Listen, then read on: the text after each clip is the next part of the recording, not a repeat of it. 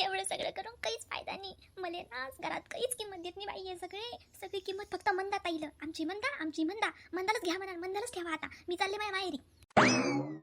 एवढं राबते, काम करते, सगळं करून काहीच फायदा नाही बाई. काही म्हणा, आपण मोठी सून तर मोठी सून असते. आपण झालो लाय ना, आपल्याला सगळ्यात ऐकून घ्यावं लागतं, कामं करावं लागतं, शेतातलं पाहावं लागतं. बया पण भेटत नाही. मला पण वावरात असं कटाळा आला. मी माझ्या बापाच्या घरी कधी वावरात गेले नाही आणि मला रोज वावरात नेते. लता, अय लता, झाला का स्वयंपाक? पोरायला वावरात जायचं ना, तेला नायरा करून जाऊ दे ना एकदा. मपलं इथं दुखू राहिलं. हे कोणाला किती याचं घेणं त्यानं नाही. आणा भाकरी, आणा द्या. आता बाई मी तर कटाळून गेला ग, माझा सगळा जीव कटाळून गेला. हा आई, झालं. कहून तोंड पाडून बसली? सणावाराच्या दिवसात तोंड पाडून बसू नये. भरल्या घरात तर लक्ष्मीनं कधीच असं उभं राहू नये. सगळं आनंदानं राहा, हसरं राहा. लक्ष्मी करत्या आणि एकीला लक्ष्मी देतात आणि एकीला मोलकरीसारखं करता. आता काय बोला? काय बोलू राहिली तू मनातल्या मनात? काय बोलू राहिली? काय नाही म्हटलं आई. मी म्हणत होते की स्वयंपाक तयार आहे. दादाला त्याला द्या धाडून. तुम्ही बाबाला पण बोलून घ्या. त्याला म्हणा त्याच्या गोळ्या घ्या बीपीच्या. मी लगेच ताटं वाढायलाच घेते.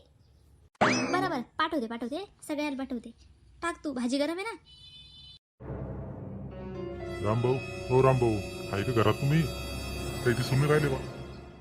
माय सरपंच आले काय? सरपंच सारखा आवाज येऊ राहिला. सरपंच आहे काय?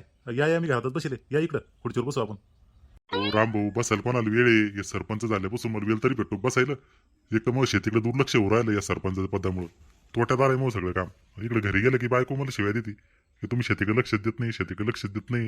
आणि आमचं पोरग काय फिरतं इकडं, ते कुठं शेताकडे पाहतं काय? तुमचं बरं आहे बा. तुमचं सगळं दोन्ही लेकं चांगले शेत पाहतात. एक लहान शिकू राहिलंय. सुनबाई, सरपंच आले आपल्या घरी. चहा ठेवा बरं द्यायला एकदा. 2 कप ठेवा आम्हाला. रामभाऊ, तुम्हाला काय सांगावं, हे चहा घेऊ मग शुगर वर राहिली. कुठं गेलं गावात तर लोक चहाच ठेवते. आता काय राहू दे बरं, चहा नको मला, पण दूध ठेवा मग एखादा कप असं तर. बरं सांगतो सुनबाई, चहा राहू दे बाई. कप ठेव, ते मला ठेव वाटलं तर एखादा कप चहा. पण सरपंचासाठी दूध ठेव बरं, गरम करून आण दूध. आमच्या गरीबाच्या घरी कसं काय बाबा सरपंचानं आठवण काढली आज? सकाळी झाली लगे आज. रामभाऊ, मी तिकडे गेलतो शेतात चक्कर मारायला आपल्या गवळ इकडे. तुमची सोयाबीन लय जोरदार आली राव. काय टाकलं तुम्ही? कोणतं औषध फवारलं त्याच्यात? आणि कोणते खतं टाकले तुम्ही? आपली व्हरायटी तर एकच होती ना. तुमचं सोयाबीन लय जबरदस्त दिसून राहिलं, लगे हिरवगार आहे. आमचं काय पिवळं पडून राहिलं सोयाबीन. काय काही उपाय सांगा बाबा आता. सरपंच, आता मी काही एवढं लक्ष देत नाही. आता वय झालंय मग 60च्या पुढं धकलोय मी. आता मोठं पोरगण महत्व पोरगं पाहताय रमेश आणि सुरेश माझं. आता त्यांनाच विचारावं लागेल त्यांना काय टाकलं आणि कोणतं पेरलंय बियाणं, कसं खत टाकलंय. तर तुमचं कसं काय पिवळं पडलं बरं? तर आमचं चांगलं आहे म्हणते. पोरं पण सांगत होते की आपलं सोयाबीन लय जमलं ह्यावेळेस. काय टाकलं कोण त्याला विचारावं लागेल. मग त्याला भेटून घ्या ना एकदा, मग ते सांगतील तुम्हाला. नाव घेतं झाला रमेश आमचं. आता तेल घ्या बरं विचारून तुम्ही, काय टाकलं काय नाही काय शेतात. त्याला कसं हे सगळं माहीत असते आणि सगळं पाहतून दिसत. आता 30 एकर शेती आमच्याकडं, पण माझ्या जीवावर 5 एकर होती पहिली. 25 एकर मी नंतर घेतली. आता 30 एकर आहे. आता दोघं भाऊ पाहतात. आता बरं चालू आहे आमचं आता देवाच्या कृपेनं. म्हणूनच रामभाऊ, तुमचं नाव नाही घेत, बंद गाव नाव घेत तुमचं. आणि तुमची लेकं चांगली निघेल ना. काय व्यसन नाही, काही नाही. सुपारी पण खात नाही पोरं. कोणाच्या दारात नाही, दुरात नाही, आहे की नाही. कामच काम करते बिचारी. त्यांनाच प्रगती झाली तुमची. नाही तर आमचं काय, आमचं पोरगं हिंट आहे. आता मला एवढी प्रतिष्ठा आहे गावात. सरपंच करून बोलवते मला लोक. पण आमचं पोरगं पाहा ना, गल्ल्या हिंट नुसतंच. काही काम नाही, काही नाही, शिकलं नाही. काय करावं आता, नशीबच हे. अरे लक्ष्मण सरपंच आले का आपल्या घरी? कसं काय आले काका आपल्या घरी? कधी येत नाही तुम्ही म्हणून म्हणलं. काय म्हणत होते काका? अरे रमेश, सरपंच साहेब आले होते आपल्याकडं. ते विचारत होते तुम्ही सोयाबीन कोणतं खत टाकलं, कोणतं औषध फवारलं. ते म्हणत होते आपली सोयाबीन लय जमली आणि त्याच्यावर रोग आला काय, कोण पिवळी पडली. ते सांग बरं आता दर्शक, कशी ताळेवर त्याची सोयाबीन. तर सरपंच मी पण पाहिली बरं तुमची सोयाबीन. जरा पण पिवळसर दिसते राव. मला वाटतं व्हायरस आला काय कोण त्याच्यावर. पण नाही असं पण होऊ शकतं. त्याच्यावर पाणी पण जास्त झालं आहे. पाणी तुमच्यावर टिकून खाली होऊन त्यानंतर असेल पडली पिवळी. मी काय करतो, त्या कृषी केंद्राला मी जाणार आहे ना आज तालुक्याला. तिथून त्याला पण विचारतो एकदा की काय फवारावं, काय नाही, कोणतं खत टाकावं आहे की नाही. तुम्हाला सांगतो मी फोन लावून. बरं रमेश, नक्की कळव बरं का मला. म्हणजे कसं हाताबाहेर निघेल पाहिजे काम, नाही तर काही बंदा खर्च लावून बसलो मी आता आणि काहीच उत्पन्न होणार नाही. आमचं सगळं आता शेतीवर अवलंबून आहे बाबा. सोयाबीन तशी बरी म्हणा, पिवळी गेवळी नाही पडली, पण लयच गवत झालंय वावरात. आता मला वाटतंय मजूर लावा आणि तेवढं निंदून घ्यावं. आता तसे डवरे गिवरे आणले आम्ही, दोघा भावा आहे ना. रमेश, तुपली निंद झाली की आमचं पण बाया सांगून दे बरं आमच्या वावरात. म्हणजे कसं मला पण लेबर कसं आहे आता भेटत नाही ना. निंदायचे कामं आलेत आणि लेबरला डिमांड आहे बाबा. आता असं कर, तुम्हाला पण बाया सांगून दे, तुमचं झाले तेच आमचे निंदून घेतील बरं. कसं आहे, बाया नाही भेटलं की तोही काकू कशी माहीत का पळत पडते. मग घरी गेल्यावर मग कसं आहे, जेवण भेटत नाही संध्याकाळी मला. रमेश काका, सरपंच आहे की सरपंच आहे का? ते आपल्या गल्लीत भांडण लागले दोघा भाव आहे. काय माहित काय आहे, सरपंचाला बोलवा लवकर लगे हाना मारा सुरू आहेत ते मिटवतील तरी. अरे झेंडू कोणाचे लागले रे, कोणाचे लागले भांडणं? अरे काय सरपंच काका इथं बसले ना, मी पाठवतो पडते लवकरच. अरे झेंड्या, कोणाची भांडणं लागले? आता माय मागे हेच काम आहे बा. मग काम सोडून द्या आणि चला आता तिकडे भांडणं मिटवायला. लोक सुसूत देत नाही गावातले. चांगलं चांगलं गोळी गोळून देऊन राहायचं तर. पाय आता कोणत्या भावाची भांडणं लागली हे? सरपंच काका ते नाही का आपले शांताराम भाऊ, त्याचे पोरं नाही का, त्याचे भांडण लागलेत. कशा लागले काय नाही बाबा. आणि एक मला दारू पिऊन येईल दिसतोय, लय जोरात हाना मारा सुरू आहे लगे.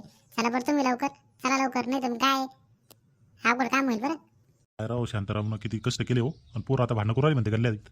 पाय बरी सोपं केलं, रामभाऊ कष्ट करू करू जीवन गेलं त्याचं, नाही का सरपंच साहेब? रामभाऊ चला बरं लवकर. ते भांडणं मिटवून टाकू आपण. तुम्ही पण चला. चला चला काका, चला बरं लवकर. माल मारल मोठ्या माल मारतो, मोठ्या माल हातू करतो. तो कस काय मारलं मग, तो कस काय मारलं? तो हिंमत कस काय झाली मला मारायची? तू मोठा असला म्हणून काय झालं काय? मला काय हात नाही काय तुला मारायला? देवा दिवस पाहिलं जिवंत ठेवलं मी. माझ्या डोक्यात डोळ्यात देखत माहिती एका भांडवल एकमेकायला याला काय याची कमी पडते नाही मला लहानपणापासून. खुशाल गल्लीत भांडणं करू राहिले. सरपंच साहेब या समजून सांगा काय तुम्ही? ते आणि तुम्हाला वाटतं का दिवसा तुम्ही भांडणं करू राहिले गल्लीत? बंद करा ते आता. सोडा एकमेकाला, सोडा बरं. सोडा लगे एकमेकाला सोडा. सोडा लवकर, सोडा एकमेकाला सोडा बरं. काय सरपंच साहेब मारत नको बरं का आमच्या तुम्ही सगळे बाजूला. मी याला मारतोच आज जीवाना. तुला कळतक नाही रे सुनील? तू मोठा आहे त्याला आणि तू कुठे मारू राहिला त्याला. तुझी बॉडीन पण जास्त आहे तू. ती वाळ चिळले जाईन नंबरून एखाद्या बुकीत. तुम्हाला लाजा वाटतं का रे? खुशाल भांडणं करू राहिली. 25-30 वर्षात झाली टोळमी तुम्ही. तुमचा बाप्पा आणि तिकडे कोपऱ्यात कसा रूळ राहिला आणि तुम्ही खुशाल भांडणं करू राहिले. काय कारण तुमचं भांडणं करायचं हे वयात आता? सरपंच काका आता मी शिकू राहिलो ना, पैसा लागतो ना, तर हे म्हणतो मीच पैसा लावू राहिलो तुम्हाला, मीच पैसा लावू राहिलो तुला. आणि मग वहिनी पण मला बरं पाहत नाही घरात. हे दोघं म्हणते की वायला निघायचं. आता वायला निघल्यावर मग शिक्षण कोण करेन आता? माझ्या बापाला काम होतं गावरात. आता मी नोकरी लागल्यावर यायला का देणार नाही का? पण हे म्हणते आम्हीच पैसा लावतो आणि आम्ही वावरात काम करणार नाही. तो तुला वायला निघ आणि तो तुला बाय. त्याला याची बायको लावू देऊ राहिली, वायला निघायचं म्हणून राहिली. आणि माझ्या बापाला माझ्या मायला पण म्हणते तुम्ही वायला निघा या लहान्या पोराला घेऊन. आणि त्रास करू राहिले. आता हे सांगा बरं कोणाचं आहे? आणि दारू पिऊन आला या जण मला भांडू आला. अरे सुनील, अनिल म्हणतो ते खरं आहे का? काय तुला शोभतं की मोठ्या भावाला लहान भावाला शिकवायला पाहिजे? तुपल्यावर त्याचं अवलंबून आहे जीवन सगळं. आता काय होतं, तो पैसा पुरवला तर शिकल्यावर देईन ना तुम्हाला, काही ना काही देणारच आहे ना. हो सरपंच साहेब काय सांगावं, याचे रोज भांडणं आहे. सुनीलला पण समजायला पाहिजे ना, आपला लहान भाऊ आहे. आता शिकू राहिला, कॉलेजला जातो तो, लागणच ना ते नोकरीला. आणि अभ्यास पण करतो बरोबर. पण हे सुनील त्याला स्थान देऊ राहिला त्याच्या बायकोच्या म्हणण्यानुसार. ती सून पण आमची काही बरोबर नाही. ते आम्हालाच बायला नेऊन काढून द्यायला निघली. आता काय करावं काही समजे ना साहेब. तंटामुक्तीत बसतो तुम्ही आता. सुनील तुला कळायला पाहिजे, लहान आहे आणि समजून घ्यायचं ना. तुम्ही जर गोडीन राहिले तर दोघायचं चांगलं होईल ना, तुमचं कल्याण.